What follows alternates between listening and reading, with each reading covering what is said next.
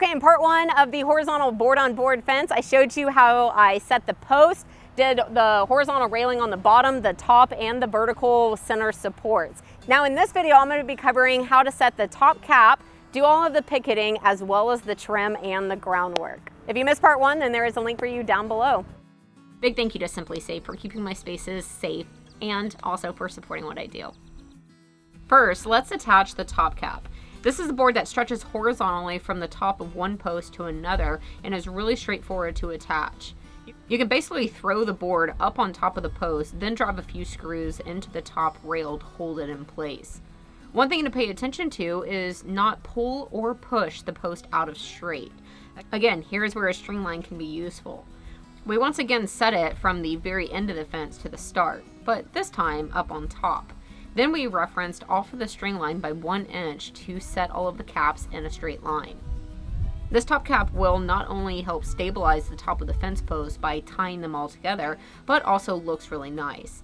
It has an overhang on the front in order to give the final fence some depth and texture when complete. The amount of overhang can of course be completely customized depending on what you think looks nice. Now on to the major step of adding pickets. With the board on board, the goal is to have 100% coverage and no visibility through the panel. The order of operations is I first laid down the back layer of pickets. These are attached directly to the post. Then I came back and attached the top layer. These are nailed into the bottom layer of pickets that they overlap on the left, right, and also the center support. Each picket getting 2 nails per position per picket. I went ahead and did up the first bay of the fence completely to make sure my spacing and technique was going to work out. It looked great, in my opinion, so I carried on. Okay. One down, guys. To make things more efficient though, I did the pickets in stages, meaning I went down the entire length of the fence and first only focused on attaching the back layer of pickets. A few things to keep in mind if you're going to replicate this project. I used a level when placing the topmost picket, then also would check about every 4th or 5th as I moved down a panel, just to make sure I wasn't getting off. If you find that you are getting off, just cheat it back into level on that picket if it's just a small amount, or over the next few pickets if it's a large amount. I made a spacer to the needed height of the gap needed, and this takes out almost all of the thinking on this step. It's key that the spacer is made from something straight. The gap you go with will be determined by how wide your pickets are, but you want to aim for 3/4 of an inch overlap on each side of the picket. This will ensure that as the pickets shrink, no gaps will appear in the fence line. One thing to note here is to buy stainless steel ring shank nails. The stainless steel will prevent your fence from developing those discolored watermarks, and the ring shank will prevent them from backing out over time as the wood moves. I actually ended up timing myself, and it was taking me roughly 4 minutes per panel with my process. Now, when buying pickets, I went with Western Red Cedar for this entire build, and I'll leave you a link in the description if you're interested in finding a dealer near you. Not only is the material beautiful and has naturally rot-resistant qualities, but these pickets are 3/4 of an inch, which are considerably thicker than standard. Normally, when buying a large bundle of material, there are several pieces that have to be weeded out and discarded, but I didn't have a single board that was unusable in this project, which is a first for me. Even though this is a simple step, it is the middle of summer and very draining on the body. But after making it down to the end, it was back to the beginning to start phase 2 of picketing. Before moving to the next step, let me thank this video's sponsor, which is Simply Safe. If you've been following along, you've known that I've used Simply Safe for my shop security for a while now. It's incredibly effective, reliable security that will make sure your property is safe, free from contracts, at a fair price of only 50 cents a day. I recently set up Simply Safe at my commercial property, the Woodshed. Not only is the setup super easy and quick, but there's so many options available. I added entry sensors to all of my doors and windows, HD cameras, and even motion sensors. But recently I saw firsthand how well the system works. Simply Safe alerted me at a very late hour that one of my doors at the Woodshed was open, and they immediately sent out police. It is very reassuring to witness the effectiveness of the system. I sleep better knowing that the whole space is professionally monitored 24/7, and if anything happens, they make sure the police are immediately called, just like they did for me last week. Now both of my shops are super secure. If you're ready to easily take control of your home or shop security and have the peace of mind like I do, then you can visit simplysafe.com/April. Big thank you to SimpliSafe for keeping my spaces safe and also for supporting what I do.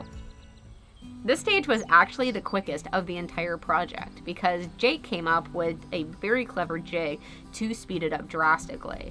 He grabbed a 2x4 and made some steps, or I guess some shelves, at the needed distance of the pickets. This jig could be clamped into position on the left of each bay where the small shelf was resting on the center of the bottom layer picket so that the top layer picket could simply be set on top, manually positioned left to right, and then nailed down.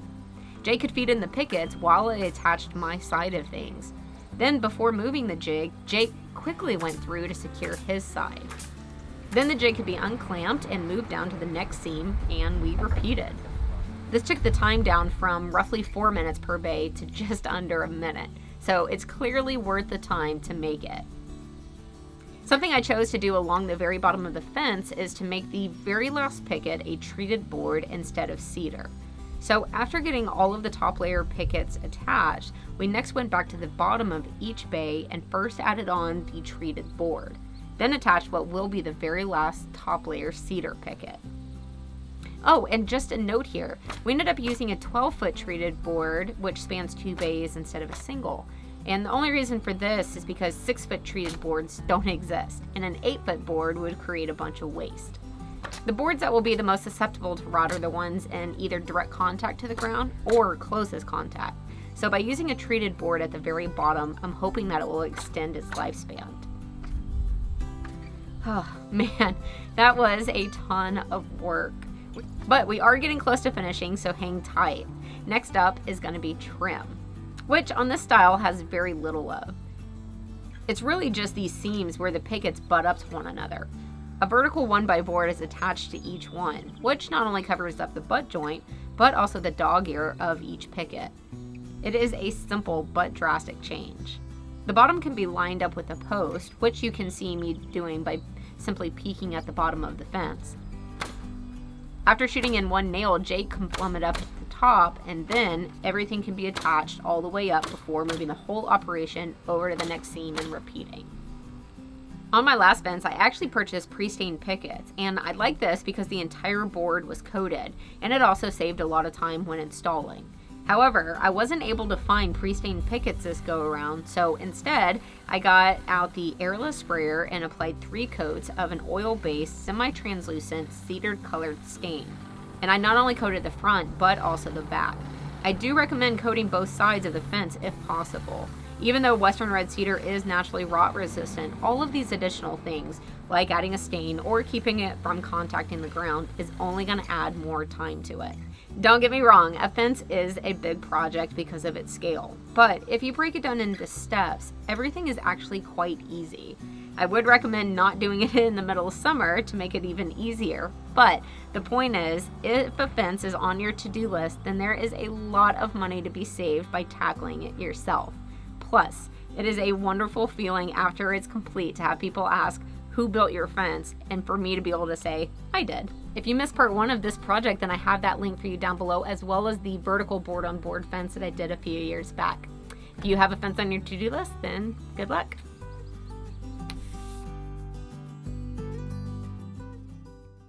Thank you so much for checking out this video. If you would like another project to tackle, don't forget that I have templates for this folding Adirondack chair. Of course, it's an Adirondack chair, but then you can tuck it away into this nice sleek profile for either storing it during winter or just simply after a party. You can click right here to get your templates.